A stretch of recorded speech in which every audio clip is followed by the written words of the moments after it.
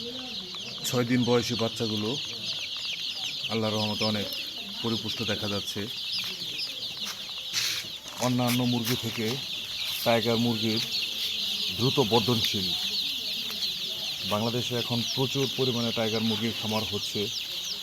এই মুরগি পালনের অনেক সুবিধা, যেমন এই মুরগির রোগ প্রতিরোধ ক্ষমতা অনেক বেশি অন্যান্য মুরগি থেকে। এই মুরগির রোগ প্রতিরোধ ক্ষমতা বেশি, ফলে কৃষকরা অধিক লাভবান হতে পারে এই মুরগির চাষ করে। 6 দিন বয়সে বাচ্চাগুলো অনেক পরিপুষ্ট হয়ে গেছে এবং পাক গজানো শুরু করেছে। পিছনে কিন্তু লেজও হয়ে যাচ্ছে। এই যে কিছু কিছু মুরগি দেখা যাচ্ছে পিছনে লেজ গজিয়ে যাচ্ছে।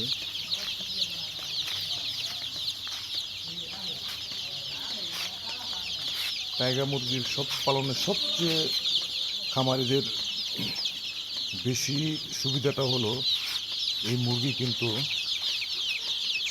দেশি মুরগির মতোই ছেড়ে লালন পালন করা যায় এবং এরা কিন্তু ঘাস খায়।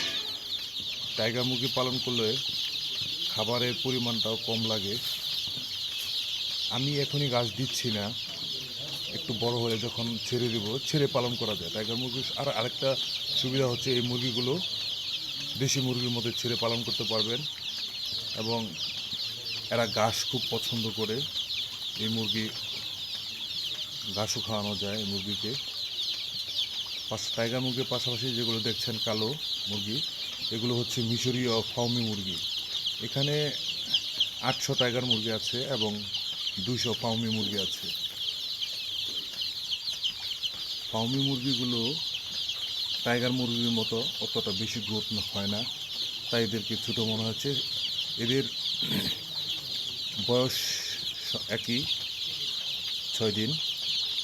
সেই তুলনায় টাইগার মুরগিগুলো অনেক বড় বড় দেখা যাচ্ছে, কিন্তু ফার্মি মুরগিগুলো সেই তুলনায় বড় হচ্ছে না, কারণ ফার্মি মুরগিগুলো গ্রোথ আসলে তেমন বেশি হয় না টাইগার মুরগির মতো।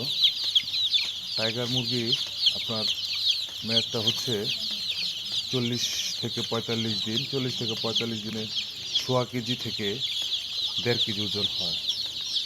ফার্মি মুরগিগুলো কিন্তু 40 দিনে